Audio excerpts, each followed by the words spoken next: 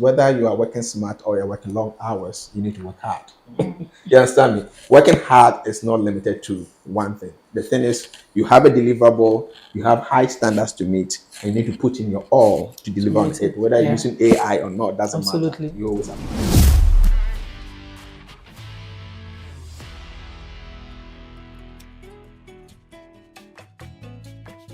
Hello everyone, welcome back to the KPI Free Zone, your fun and educational segment of the Andersen chat room, where we discuss life before, during, and after 9 to 5.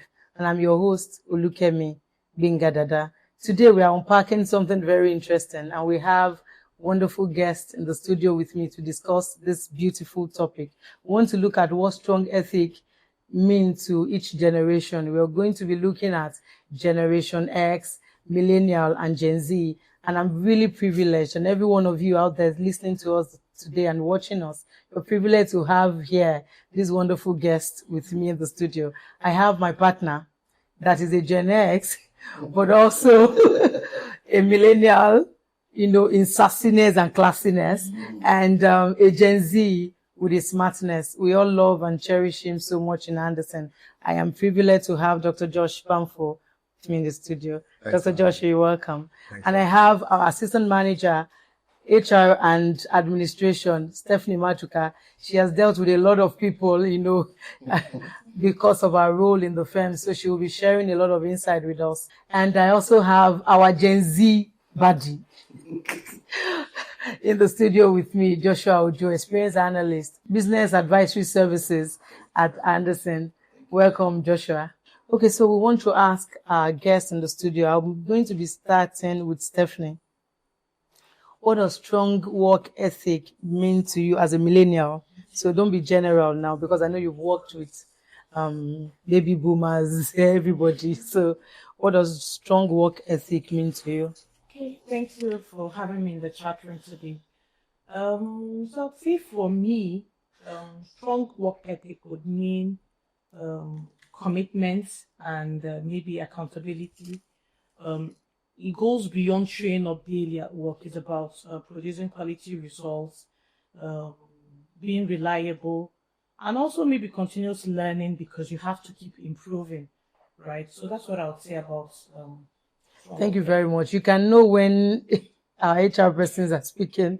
So, Dr. Josh, what does strong work ethic mean to you? Okay, I will take this question from the perspective of our industry and specifically to our firm. So we happen to be in the professional services industry.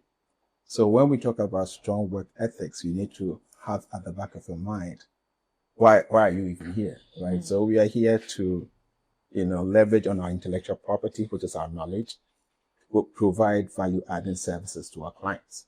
So when you look at it from that perspective, strong work ethic will first and foremost mean that you should have that, intellectual or logical rigor, to be able to analyze issues and provide those services.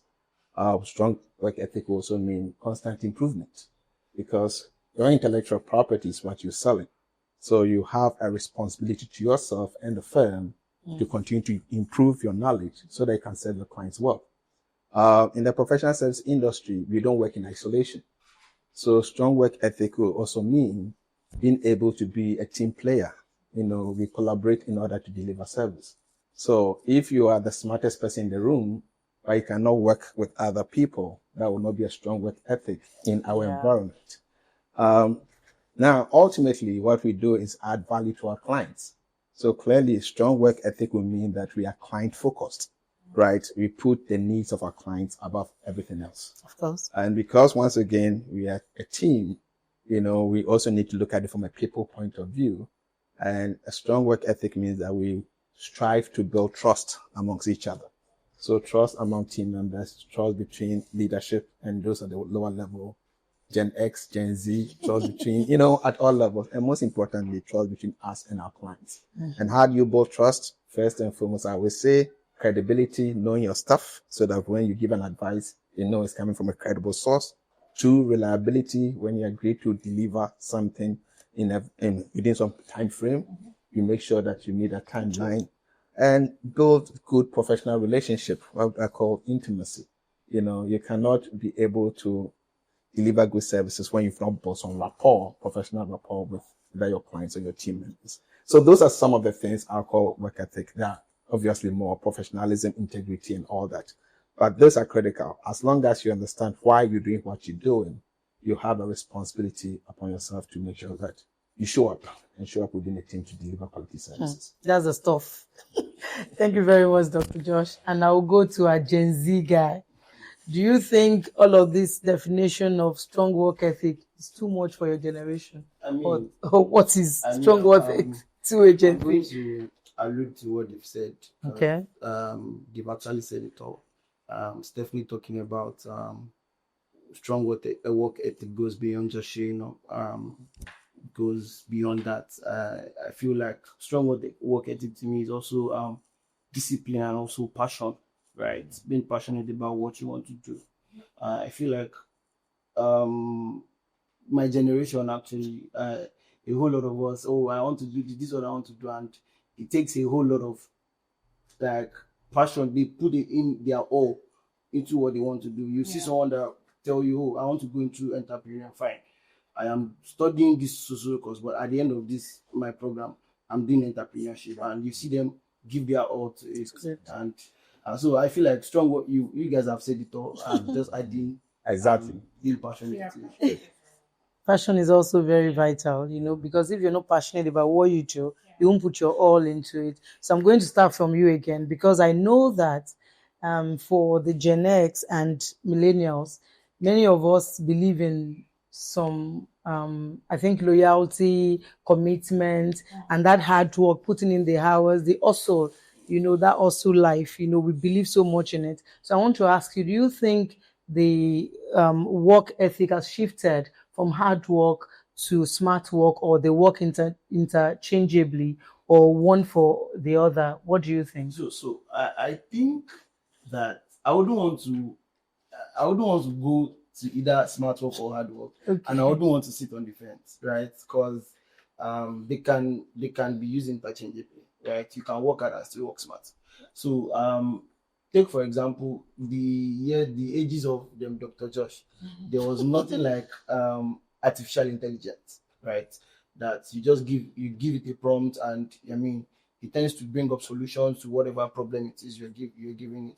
But what I don't just like in my generation now is just over dependence on that AI. I mean, I was reading something online, was it 2 days ago, and the lady was actually saying that I think in years to come we are going to have a lot of issues with critical thinkers, because most persons don't want to use their brain anymore. There's ChatGPT, there's this, there's that. Just go there. What are you looking for? Just type it on it and base it out. I mean, as much as artificial intelligence is good, which I love and actually recommend, but over dependence on it, no. So you can work smartly and also work hard, right? Because you have solutions to prefer to some problems, right? Even after thinking critically about it, you can just give ChatGPT. And to be very, very honest, a lot of persons don't know that all these AI are not as intelligent as they think they are. That's the truth. It's damaging capital. What you give it is what it brings out. So I mean, I feel like you can work smart and also work hard. But my generation tends to work smart. Okay, Dr. Josh, based on what Joshua just said, do you have like a fear for the next generation of, the alpha generations are coming now, and we have the Gen Z too coming up as leaders in organizations? Do you have this fear for this over dependency on AI, on everybody wants to work smart and all that? Do you have that fear in your heart? All right. Before I answer that, I will latch on what Joshua said. So yes, we try to make a distinction between hard work, smart work. The distinction will be more of working long hours, right? Our clients, because we didn't have access to technology, and we needed to put client first and meet tight deadlines, you only had to stay in the office and work for long hours in order to be able to meet that deadline. So what you saw in our period is that people are seen in the office, stay longer. After 5, they are still there until they deliver. The manager is still waiting for the draft to get to their desk, and they have to finish before they leave. Many a times they want to finish it in the office before they even go home. So you saw long hours, right? Today, you might not see those long hours because of the technology, right? Yeah. So whether it's AI, whether it's the ability to work remotely, because we can always engage virtually through Teams or what have you. Yeah. So now you don't have to stay in the office forever, or you don't even have to show up in the office. You can still work remotely and still get things done. So that's the world we live in. So that's a good thing, because what some of this technology does is that it brings efficiency. Efficiency means, you become more productive. You're able to do more within an hour than you would have in our time. Yeah. Now, the nature of our business, we are paid by the hour, right? So when you have a fixed fee, you have to be efficient or productive in order to be profitable. You understand me? Yeah. So it's a good thing. We shouldn't try to look at it negatively. That's the reason why there's so much investment in technology to bring efficiency. So even though AI is going to make you more efficient, if you know your stuff, you know what to ask. And whenever they give you a draft, you can also review and revise to tailor it to, So it's smart because we have access to these tools that makes us more efficient. But what shouldn't be lost is whether you are working smart or you're working long hours, you need to work hard. You understand me? Working hard is not limited to one thing. The thing is, you have a deliverable, you have high standards to meet, and you need to put in your all to deliver on it. Whether you're using AI or not, doesn't matter. You always have to work hard. Yeah. Thank you very much, Dr. Josh. Okay, so I would like to come to you, Stephanie. I was thinking while Dr. Josh was talking about AI and all, you receive a lot of CVs and from so-called applicants to Andersen. Yeah. And do you think a lot of them, aside from here, because I know that I was having a conversation with somebody in the HR department recently, and he was saying you can see like 5 CVs looking the same. And you feel, do you think you have that problem of over dependency on AI, even in the HR department? Yeah, absolutely. I'll sort of piggyback what Dr. Just has said. So I think because there's a lot of templates out there, right? People don't take time to sort of draft their CVs to their personal needs, right? Because it's available on the internet, you just go take it up and then you put your data in. It's the same with every other person's phone. So I think that working smart, like Dr. Josh has said, is knowing that you can be efficient when you leverage technology, but you also have to know your stuff. Yeah. You have to, and people don't improve on themselves.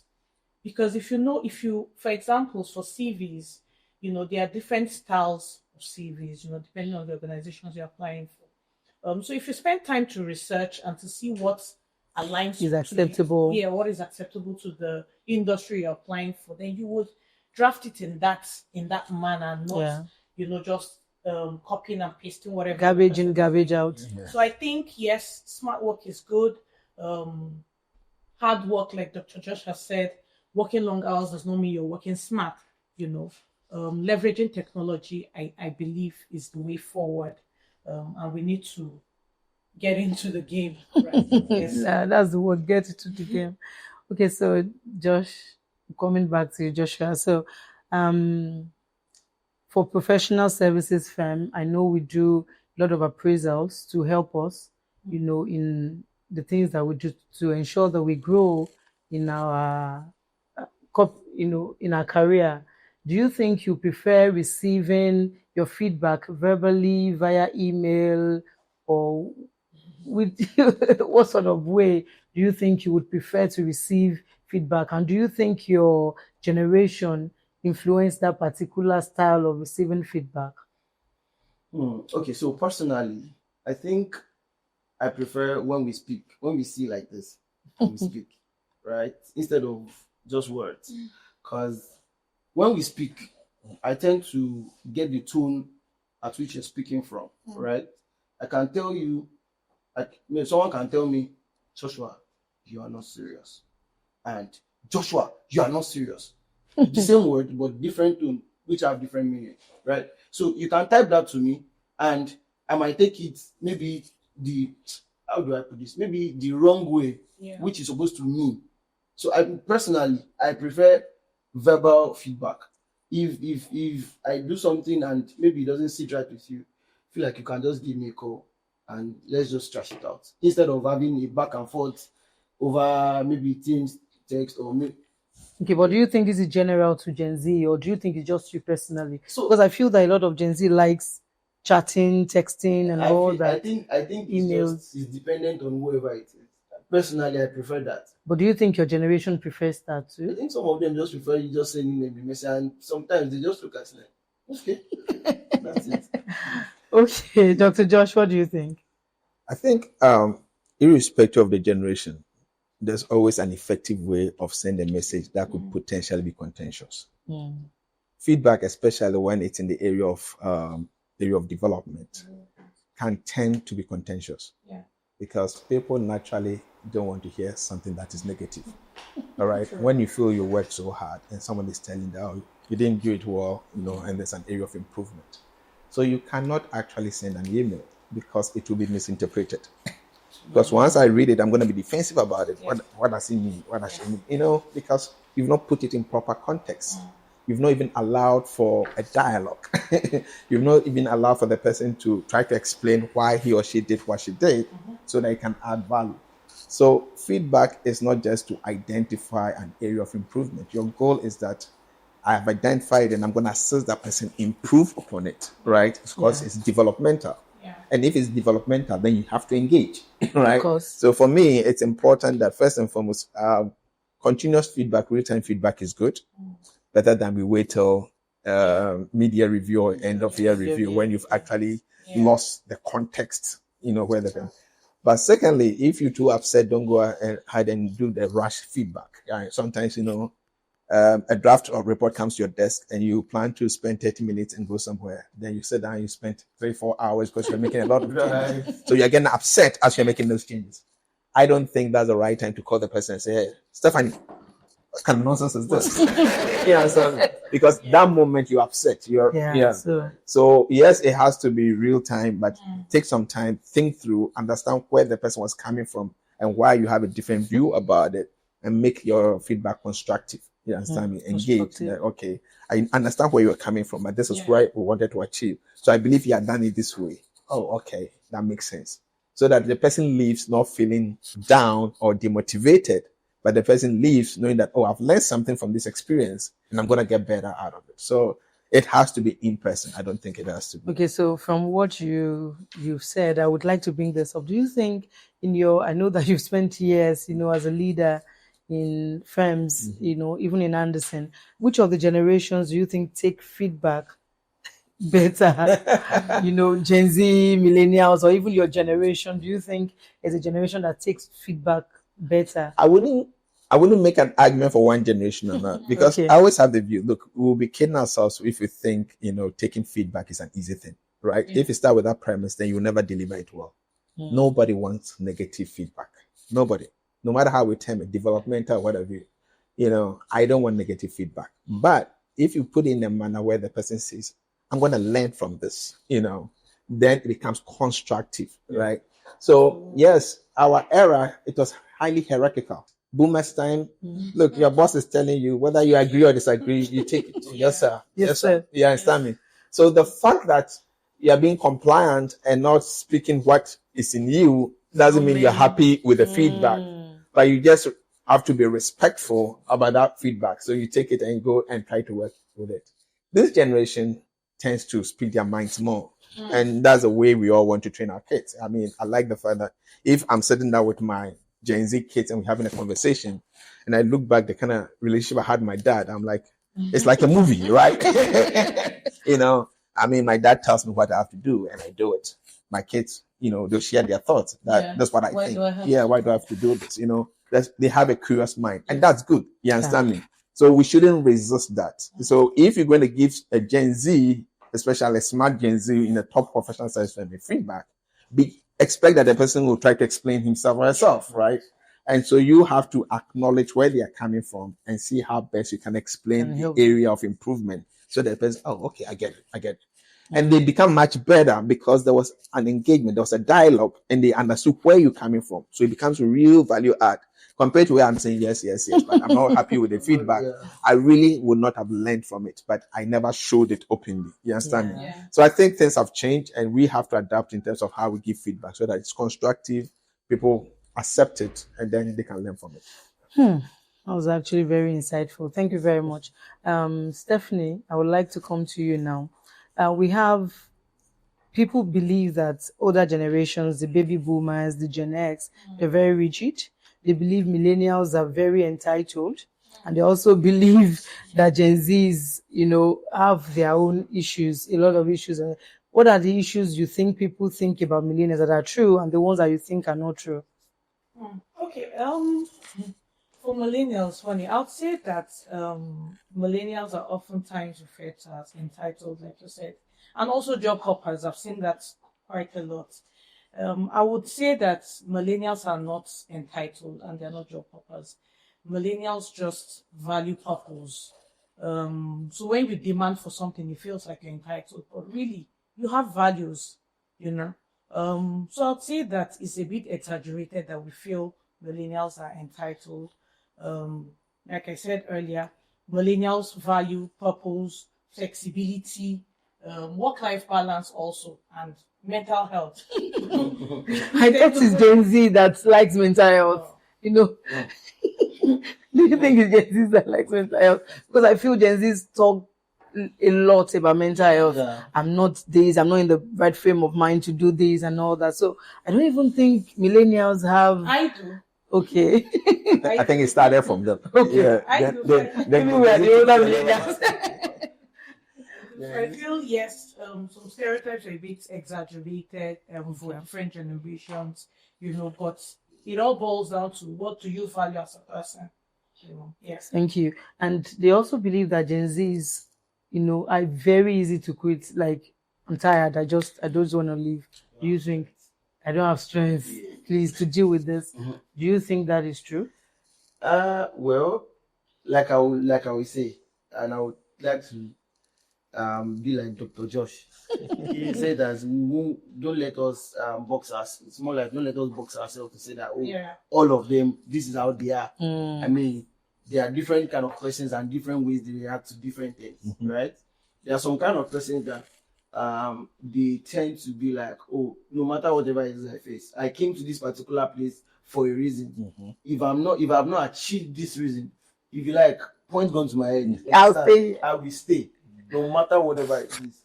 Do you think your generation over exaggerates what work-life balance means, or you think the older generations play it down? Okay, so the thing is, I feel it's just a matter of perspective from both parts, like the older generation and the younger generation. So the younger generation is like, bro, what is obtainable in your time? It might not work now. This is what is obtainable. This is what is in vogue right now, right? This is how we feel work-life balance should be. There's somebody, trust me, if you put out a poll and say that only Gen Z's in Andersen should answer, that how many times should we be doing party in Andersen? Trust me, some persons can tell you every week we should be doing that is what they see as work-life balance. Like, okay, we work from Monday to Thursday, or let's say we work from Monday to TGIF. Friday. Yeah, we just do TGIF, even if it's just small that we shake our. But the older generation is like, guy, you are here to work. You are here for personal development. You understand me? So I feel like it's just a matter of perspective on both sides. And I feel like the older generation too, before you can be able to get to communication wise, get to the younger generation, I think you need to understand their language. You need to understand what they are speaking. You can't just walk up to me and tell me, hey, Joshua, this, maybe let me just take for example, this your hairstyle is this, is that. I'll just look at you like, bro, it's on my head. I did not put it on your head, right? But there's a way you can be like, guy, and I like this your hairstyle, but don't you think that you need to bring it down a little bit? You understand? So I mean, it's just the balance between exactly. the two. Yeah. So that's what I feel about. Millennials definitely is a millionaire. She seems to not get it. I would say millennials put on more emphasis on that. Millennials emphasize more on work-life balance, flexibility, and like Joshua said, we don't want to work long hours, right? Because you can be efficient working remotely or working in a hybrid system. So I'd say yes, millennials value work-life balance a whole lot. I won't say compared to the Gen Zs, right? But we can understand when you have to work 9 to 5, 5 days a week, and then when you have to work remotely, we can understand that. So we come with that balance. Unlike this generation, they don't want balance. They just want to be flexible. Yeah, no, but we come with balance. Okay, I think the millennials, Yeah. what they understand as work-life balance is, I want to have more time with my family. I want to have more time to do what I want to do while still working. Yes. While the Gen Z believe I want to have more time to enjoy life, Yes. go out and party, go out and do all things. So it's what you're doing with that life that is different, but both generations want like work-life balance. Yeah. But Dr. Josh, we think that your generation do not like to enjoy. This generation, they want long hours like a back. We think Gen X is actually better, but we think baby boomers believe work should not even be debated. Yes. That there should be no room for, why do you want to play? Why? Yeah. Okay. I think once again, it's a stereotype, right? Okay. You understand me? Because you see, times have changed and people have changed, but their perception of what is life in that work-life balance, that perception of what is life would differ across generations. Okay. So, for example, as you grow older, we've come to know today that a lot of the ailments that might take us out of this world are lifestyle related, right? So everybody, whether you're a boomer or you are, a Gen X, is more conscious about that lifestyle that can hopefully prolong the life on this earth. Yes. So you see older people today doing walks, so I spend my concept of work-life balance is the fact that first 2 hours of my day when I wake up is for myself. That is my life. You can, but technology allows me to still be able to check my phone when I work for 1 hour, 20 minutes. Today, I can show you my app.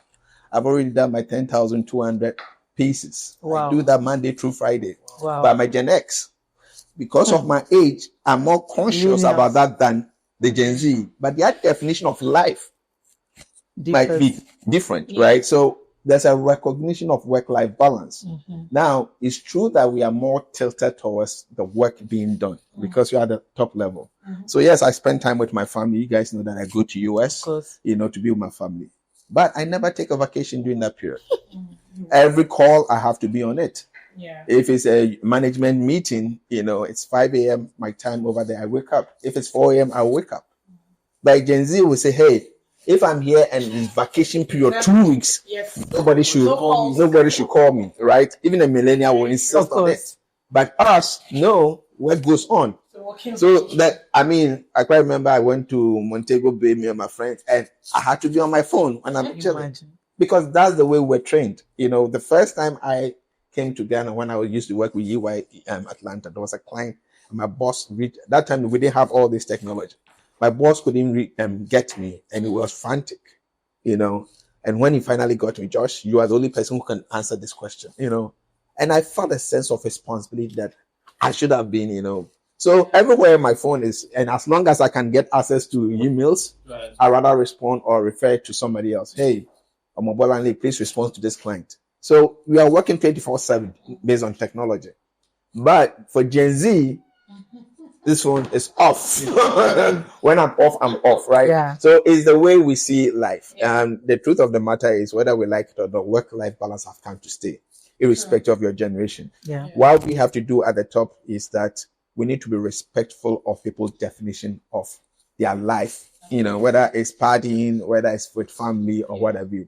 Now, you guys also need to understand that when it comes to professional service industry, the client sometimes can reach out to us at all times. Of course. You know, so if it's more of an exception and not a trend, then you guys should be open to the idea of sometimes weekend. Because the truth of the matter is, when I remember someone like Maya, those times, you know, weekends, she goes to church with a laptop, you know, because a publication has to go out Tuesday. Of course. And clearly that's not work-life balance. We're encroaching on the time that she needed to spend on the stuff. But interestingly, because we are so old school, we saw that, she goes above and beyond.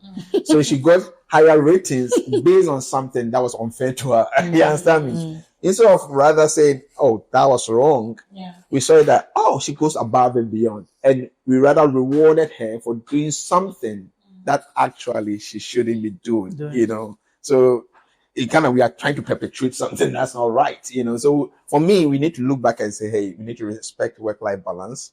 You guys also should be open to the idea. Sometimes you might be required to go a bit over whatever is expected of you, because that's the nature of our business. Thank you very much, Dr. Josh. Okay, finally, I would like each one of us to speak to those that are watching or listening to us right now. And no matter what generation they are, how can they bridge that collaboration gap? You know, how can you effectively work with other generations in your workplace that would help your life and your career growth? So I'll start from you. So I think the first and the major thing is just to be open-minded.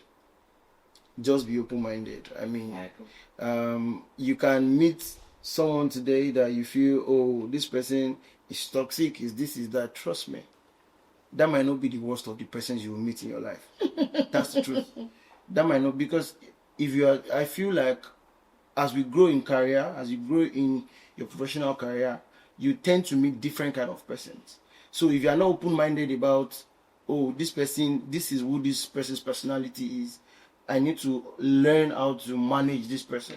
And to be very fair, I say one thing, I just use that as a line of defense for myself.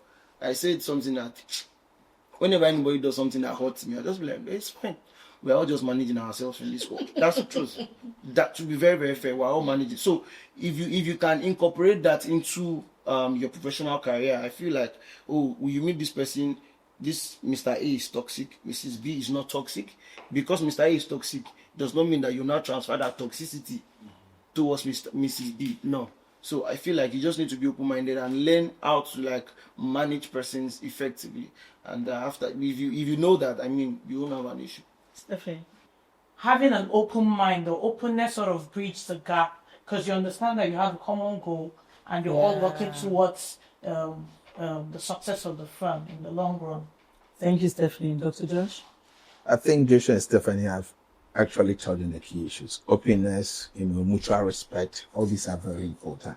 I will add to that from a slightly different perspective, because I think someone raised, Josh, how do we successfully work with these Gen Zs? Right? And it sounded as if it's a burden. I'm like, oh, really? All right. So for me, it always goes back to the whole concept of teaming. Teaming is all about trust. How do I build trust between myself and the Gen Z?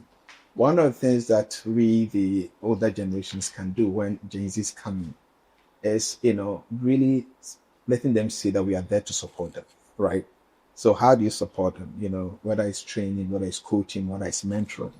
Once somebody knows that, look, this guy is in my corner, this guy is helping me succeed. You understand me? There's nothing that person wouldn't do to help you also succeed. Of course. All right. So you need to invest in that person for that person to really add value, not only to you, but to the firm as a whole. So for me, that is critical. Many a times, the nature of our business is so fast-paced. So you say, Joshua, go and do this work for me, right? It's a task. We are so task-oriented.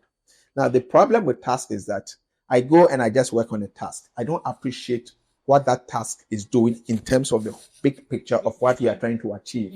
If I know the big picture of what I'm trying to achieve, I'm more passionate about doing the task than just you give me some silo thing. I've done it. You understand? I can't take ownership of it, you know. Yeah. But if I know the big picture, when I do my own and I'm still not seeing progress, I can tell Kemi, I said this to you long time, but we have still not gotten there. So we are really working as a team. You understand? Yeah. There's a book I read and he gave this illustration and I use, you know, something effective in a very common book.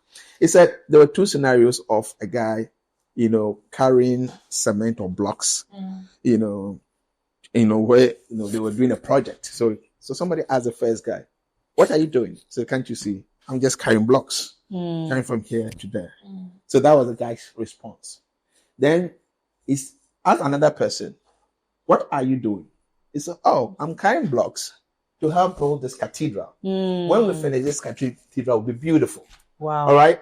Both of them are doing the same task. Yeah. But one has an understanding Insight in terms of what is going to achieve. Yeah. So their expectation and excitement, even though their task is small, they are engineers, other people. That person is excited about the end goal, the big picture. Yes. So that person is more tuned in, more locked in, goes above and beyond, can do extra hours because they know the big picture. Yeah. All right. But when you give some people tasks without the big picture, all they do is, I've done my own. He doesn't take ownership. You know, how does he take ownership when you've not given that person a reason to take ownership because they don't understand the big picture? So it's up to us, leaders, when people come in, so they understand what we do and their roles in achieving that big picture. Hopefully, that will ignite some excitement, that passion you talked about, motivation, and they can add more value.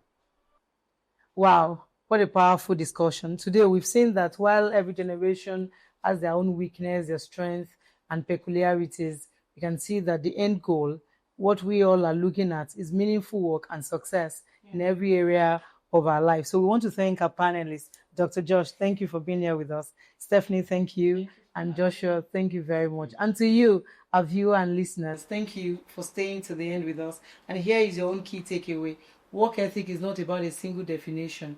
It's just about what you bring to the table, how you show up whenever you show up. So today we're telling you that keep building bridges, keep growing, and keep thriving together. Thank you very much for watching Andersen KPI Free Zone. And until next time, I am your host, Olukemi. Thank you very much.